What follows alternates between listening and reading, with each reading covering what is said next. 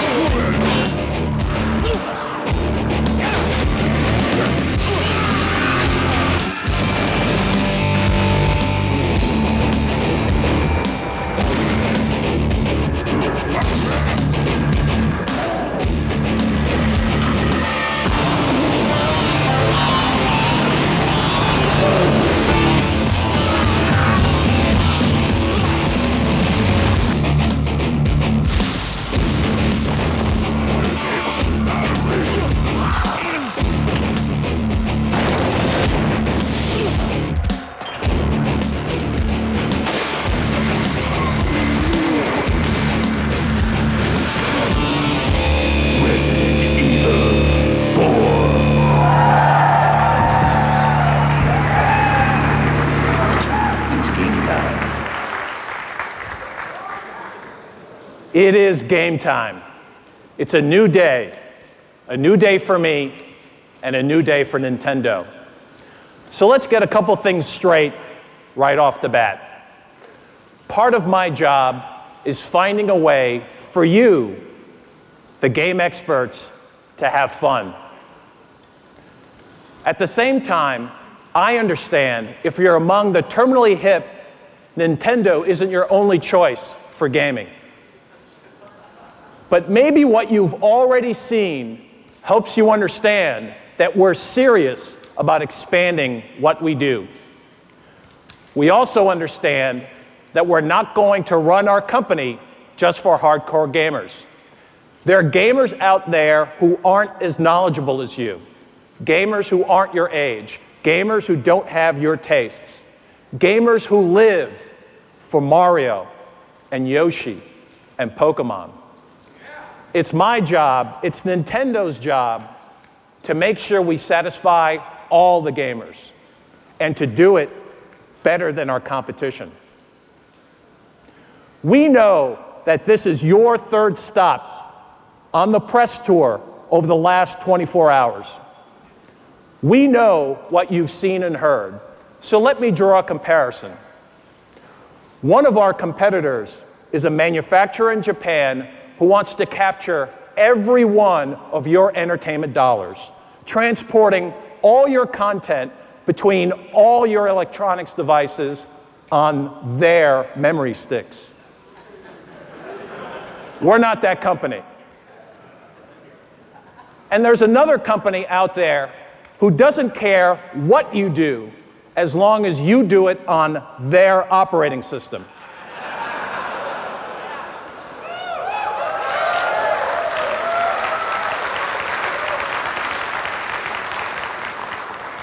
We're not that company either. Over the years, I know you've heard a lot of Nintendo people say, we're all about the game. Well, guess what? We are. Whether you're talking about Donkey Kong or Tetris, Madden or Mario, Metal Gear or Resident Evil, he with the best games wins. Always been that way, always will. As this company moves forward, you're going to see more Nintendo games and different Nintendo games, and most importantly, new ways for you to relate to your games. But let me tell you one other thing. This is not a promise for what we're going to do sometime in the future. It's what we're doing right now. And if you don't realize that, listen closely. While others are talking, Nintendo is acting. Let me ask you a question. What company right now is driving category sales? If you said someone other than Nintendo, you're wrong. We have momentum, have had it since late last year. And if you don't feel it yet, you will. I'll promise you that. Now, I'd like you to welcome a guy who's been essential in building that momentum, George Harrison.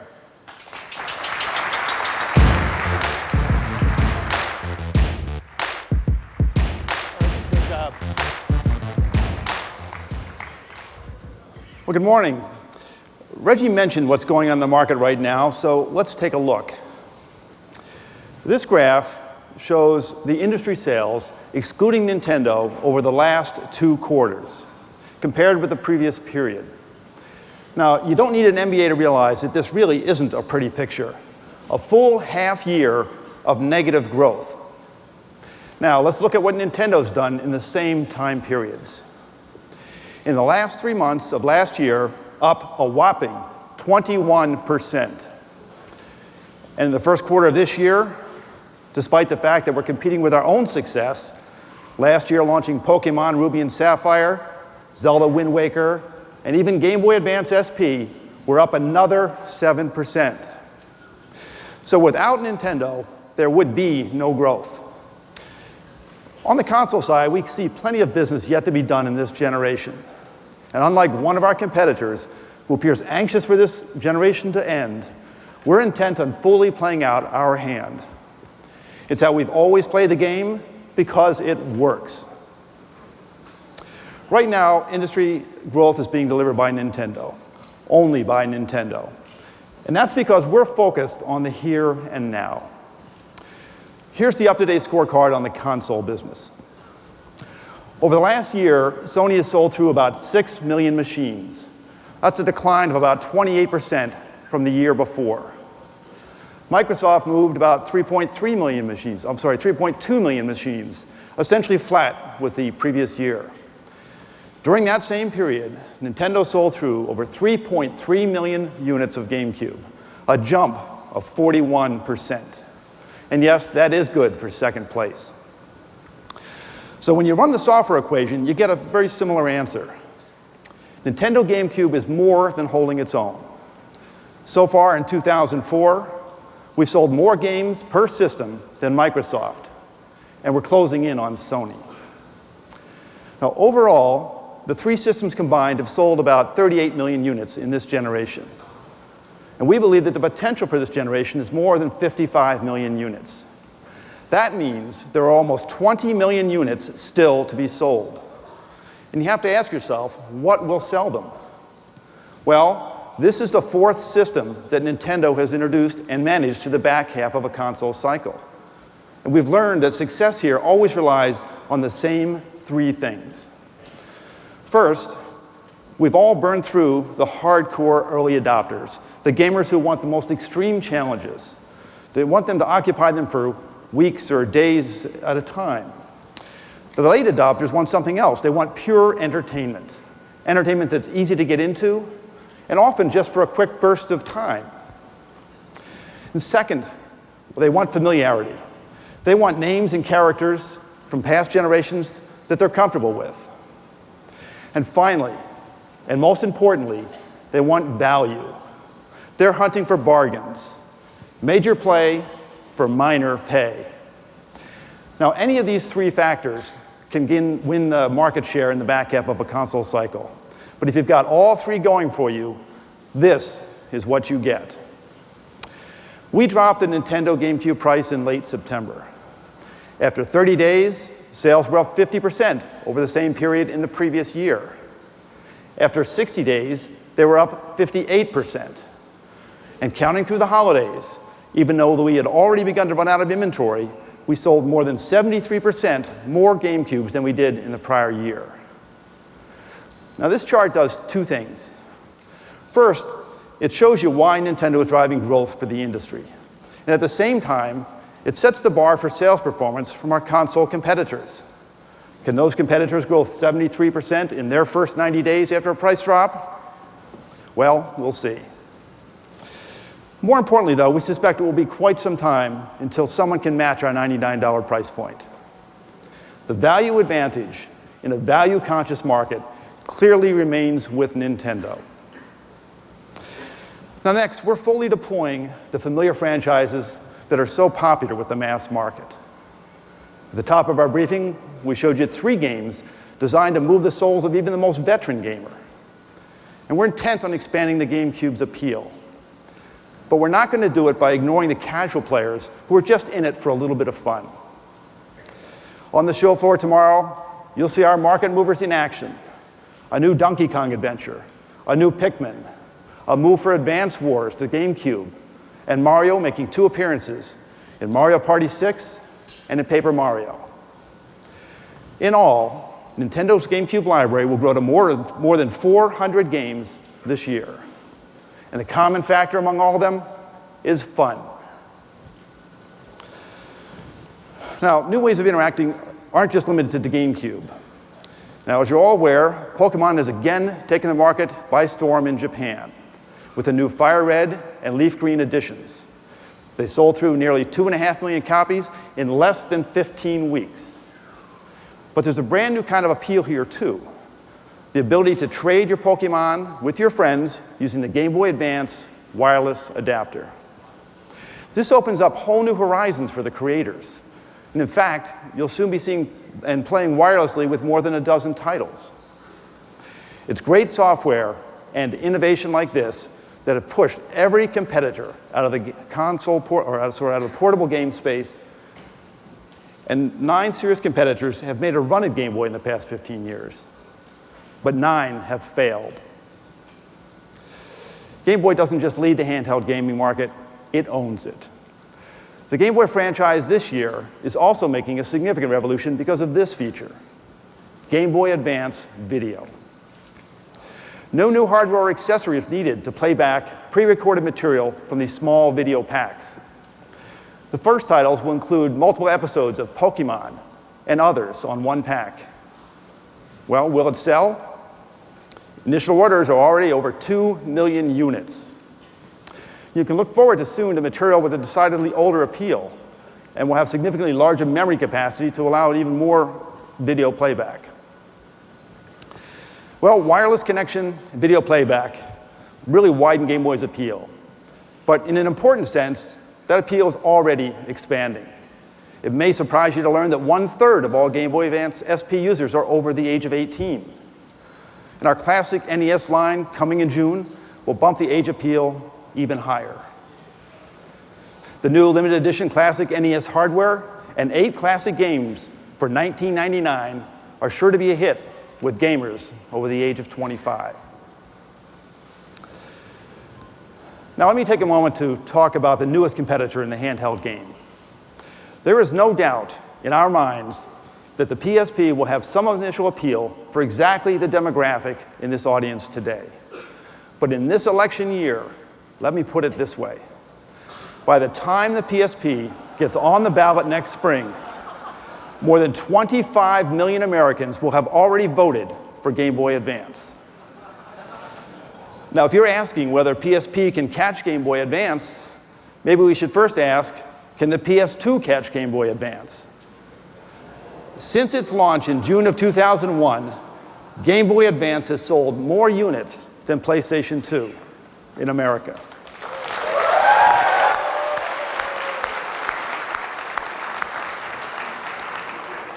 For that matter, since its launch, the SP all by itself has done exactly the same thing. So we sit today with a roughly 100% market share of the handheld market. Will that decline? Well, it certainly can't go up. But that loyal base of 25 million Game Boy Advance owners is just the first of the many mountains that Sony has to climb. Game Boy Advance SP is built to be tossed in the backpack, carried in the briefcase, or even dropped in an airline terminal. With no internal drive, it stands up to a lot of abuse. And when it turns on, it lasts. The lack of a moving media also means that the gameplay powers on. We expect our battery life to significantly outpace Sony's. So we think that's enough to be a deal breaker for really true game players. Now finally, those of you who've been around our industry for a while realize that Game Boy at heart really is a platform like any other, built on the back of exclusive must-have titles. Game Boy never would have built its initial audience without the appeal of Tetris and Super Mario Land. Never would have leapfrogged into the sales stratosphere without Pokemon. These are games that launched only on Game Boy.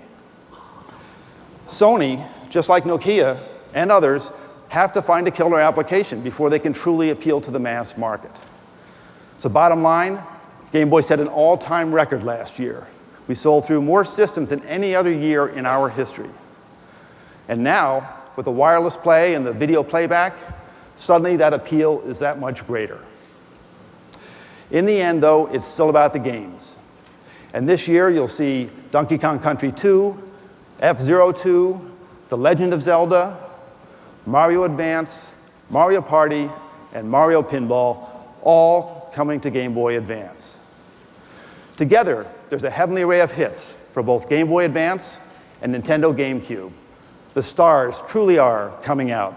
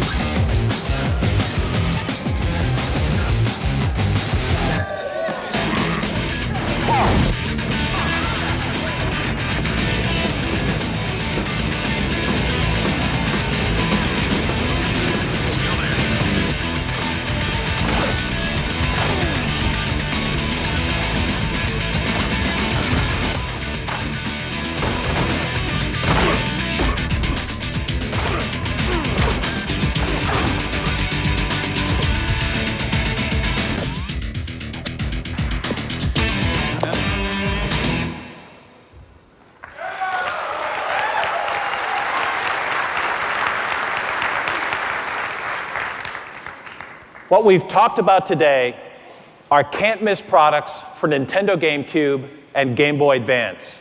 Games you'll be playing very soon. But there's something else in our future. I know that a lot of the portable gamers that we have, and there's millions of them. I think the dual screen is going to be amazing. It's about changing the way you play. I think that the dual screen is the next leap forward.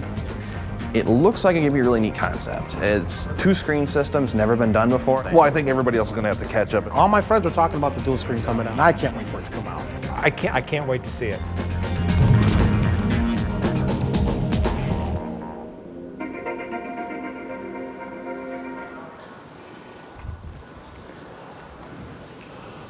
Well, the wait is over.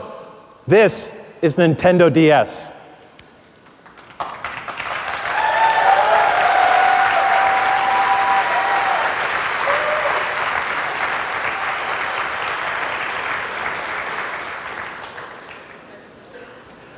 From the time we announced its code name, you've known these initials to represent the most obvious feature, dual screens.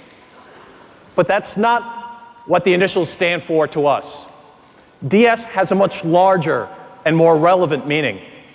DS, Developer's System.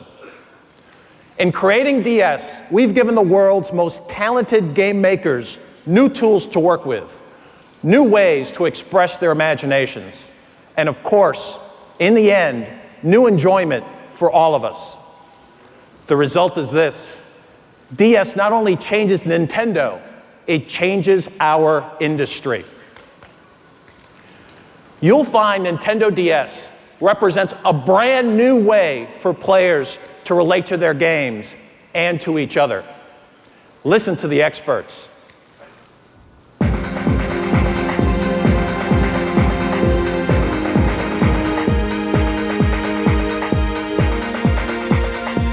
Nintendo came down and presented the DS platform to us just about a month or so ago.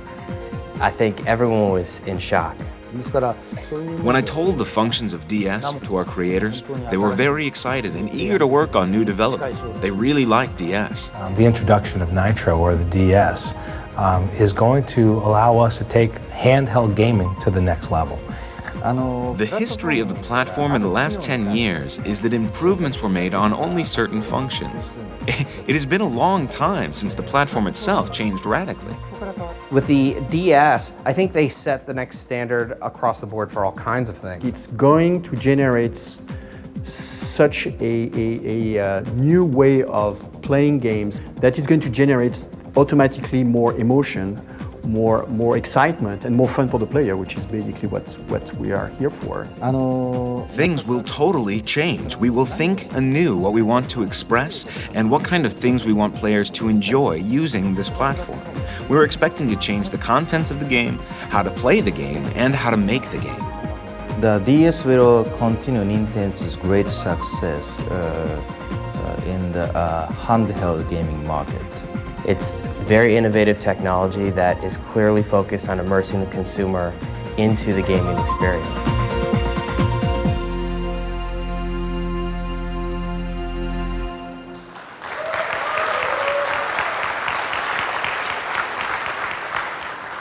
As a whole, the development community already understands what's going on here. I like to think of it like buying a car. Admit it, your left brain looks at a vehicle in terms of the numbers. What's the horsepower, the towing capacity, the 0 to 60? That's our competitor's approach. But your right brain is different. There's only one question out there. Sitting behind the wheel, where will this baby take me? In other words, do you want to go just a little bit faster down the same streets you've always driven, or down a new road to places you've never seen before? That's the difference with Nintendo DS. Let me explain how this new journey is going to happen. Up to now, most of what the world knows about DS are those two screens. Today, it's my privilege to tell you the rest of the story. But let's start with the two screens. Each is programmable in 2D or 3D. The choice is up to the game designer. This opens a wealth of options for the developers, and they're totally excited about it. The 3D quality is simply beautiful. Most of you remember how you felt the first time you saw Super Mario 64 on Nintendo 64. It was a breakthrough that took the industry by storm. But this is Nintendo DS action, playing on our new portable system, just as you'll see it on the show floor tomorrow. Isn't it exciting?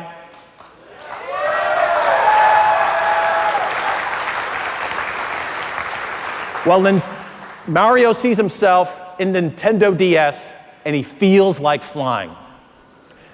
Now, how exactly do these screens get used? Well, again, it's developer's choice. But for starters, one character can stand 2 panels high, or take 2 different perspectives of the same battle, or monitor constantly available maps and menus. Here's a brand new Metroid game playing on Nintendo DS.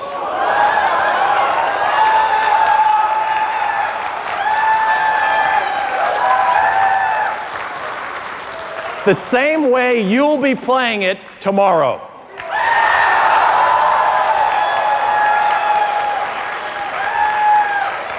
Targeting and shooting now moves beyond buttons. Just tap the screen where you want to fire. Metroid's missions have always been nerve-wracking, but now they're non-stop, because all of your map positioning and weapons changes are done on the fly. It's just awesome. But 2 screens are just the first of 2s that define DS. Let's move on to the next pair, 2 media bays. One accommodates DS software, easily holding games with 1 gigabit of data and well beyond. The other plays all of your favorite GBA games.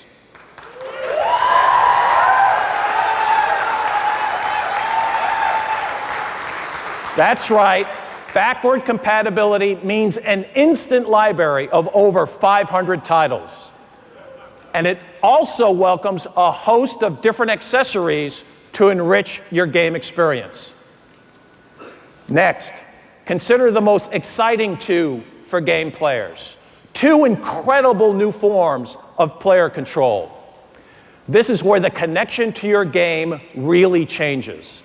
The first is touchscreen, responding to either a stylus or to your fingertip. It's transformative. Whether you're inputting data onto a software keyboard or actually changing the direction or viewpoint of your gameplay, it's truly unique. The combination of 2 screens and touchscreen stands to reinvent gameplay. You can only find this on Nintendo. You can only feel this on Nintendo. And besides touch, there's talk. The built-in microphone can be married to voice recognition programs. That means your voice, and only your voice, can control the play. Together, touch and voice opens vast new realms of game interaction. If you're looking for the future of gaming, look at the interface. Finally, my favorite 2, dual wireless capability. The first is a proprietary application that allows up to 16 people to play and communicate together. The range extends up to 100 feet. Think about different seats in an office, a lecture hall, an airplane. Who says they can't all become connected playgrounds? And with Nintendo DS, local wireless takes on a whole new definition. Specifically, imagine instant chat and draw, transmitted exactly like you created in your handwriting. Your little works of art will look the same way on other screens as they do on your own. And DS will even connect for you, springing to life from sleep mode once you're in range of someone else transmitting in group format. But what if your friend is more than a few feet away, say a few time zones away? No problem.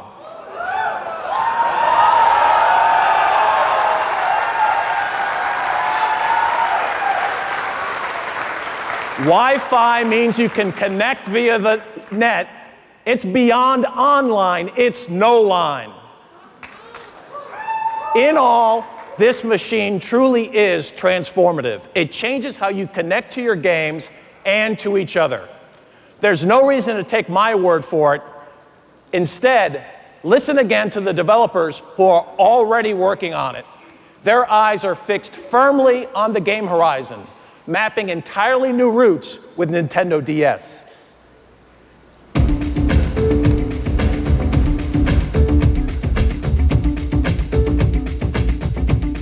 We look at the Nintendo DS as the next generation in portable gaming.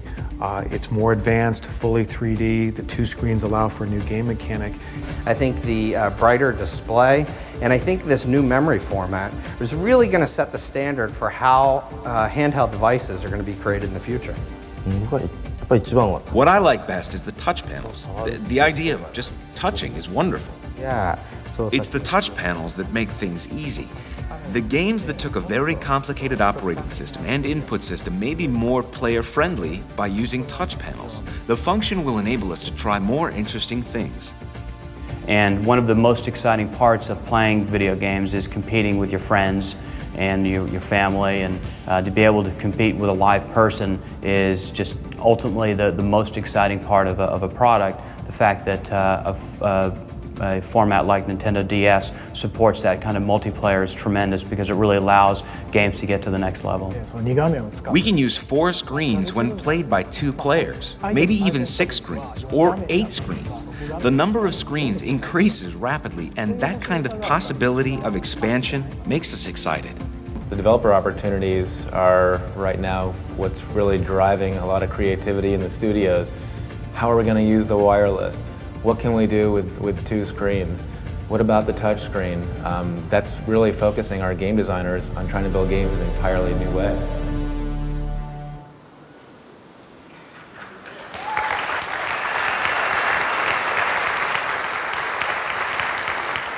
What you've heard and what you've seen don't begin to tell the DS story. You can't start to appreciate it until you get your hands on one starting tomorrow. And even then, it's just a start. The benefits of DS will be rolling out for months and years following launch. And when will that launch come? We're targeting a release of Nintendo DS in both Japan and America this year.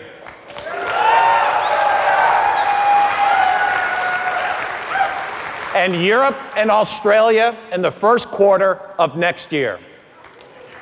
It will come to the market. It will come to the market with a new name and at an affordable price. On the show floor tomorrow, you'll see a wide range of demonstrations.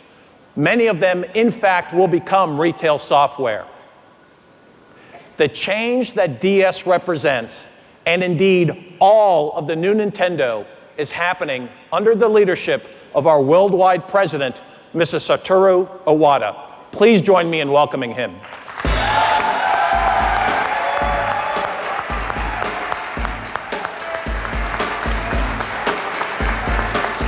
Thank you.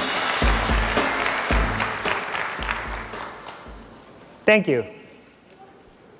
Nintendo was proud when we introduced the plus key switch with the NES instead of arcade joysticks. Proud of 2-player gaming with the NES and 4-player gaming on Nintendo 64. Proud of that analog joystick and the Rumble Pack and True 3D. We are proud we established portable gaming with Game Boy. All these advances are now industry standards. All make us proud. But I think we are most proud of this.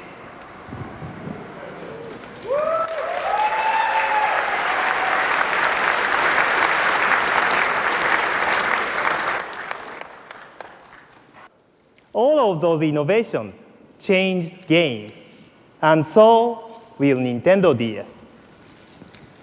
DS is not simply new. It's not just more functions or higher specs. It is different. Of course, Nintendo DS is not the only change in our future. That same word, different, also defines our approach for our next home system. It won't simply be new. It won't simply include new technologies. Better technology is good, but technology is not enough. Today's consoles already offer fairly photorealistic expressions. Simply beefing up those graphics will not let most of us see a difference. So what should a new machine do? For both game creators and game players, new machine needs to do much more.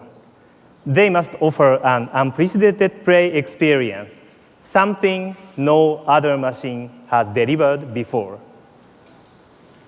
The definition of a new machine must be different. I want you to know that Nintendo is working on our next system, and that system will create a gaming revolution. Internal game development is underway. When the impact of the new home machine comes, our revolution will be there. I suppose I could give you a list of our technical specs. I believe you'd like that, but I won't for a simple reason. They really don't matter.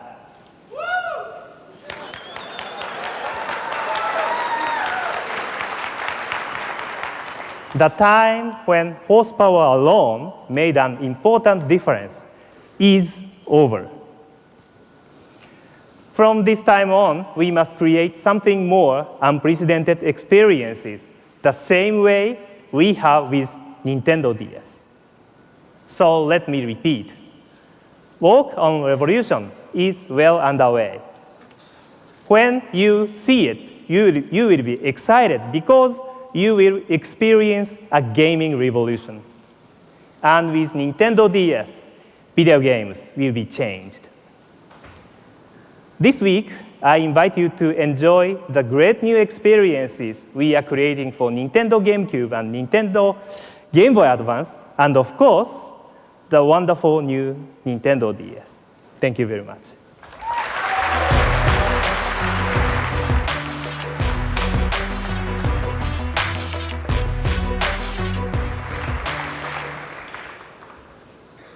Thank you, Mr. Iwata. I hope you've all enjoyed our program this morning.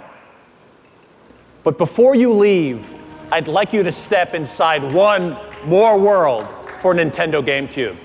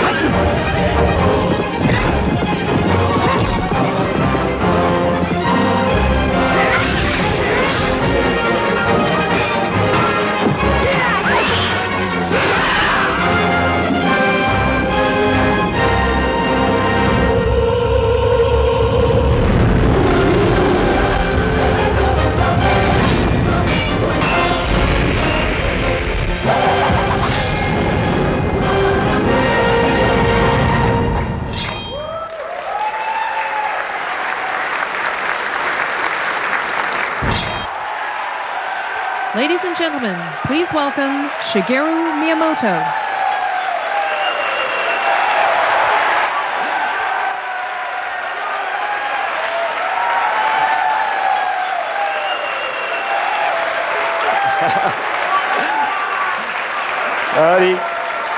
I'm not Link, but I do know him. Even after 18 years, the legend of Zelda never stops changing. and this game is no different.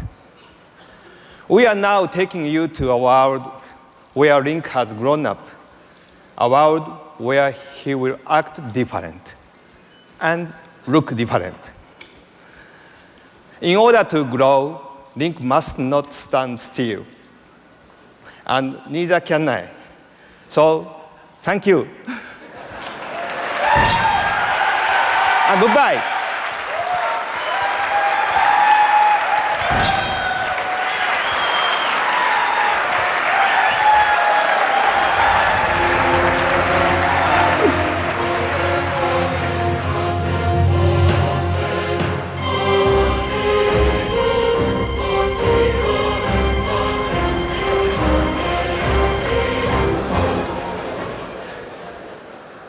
Ladies and gentlemen, I've spent my entire career marketing products to teens and 20-somethings. And I learned a long time ago, there's no BSing that audience. They want great product and they want great value. They want cutting edge and they want legendary. They want the best of the past and they demand what's absolutely right now. Nintendo is delivering all of that. Zelda, Capcom's Resident Evil, Pokemon, Mario, and Nintendo DS all boost the momentum we're carrying into this E3 through the rest of this year and well beyond. We're giving players what they want for both GameCube and Game Boy Advance, and they're rewarding us with more market share. Funny how that works. As you've seen, Nintendo DS is not standing still. As a 10th serious competitor decides to make a run at Game Boy, DS raises the bar on portable gaming before they even get started. Nintendo DS is a third way to play. It defines its own category. It reinvents portable entertainment, and so will Nintendo's revolution. I hope if we've done anything, it's to show you that this is a new day for Nintendo. We remain all about the game, all about the gamer, or in other words, all about you. Thank you and enjoy the show.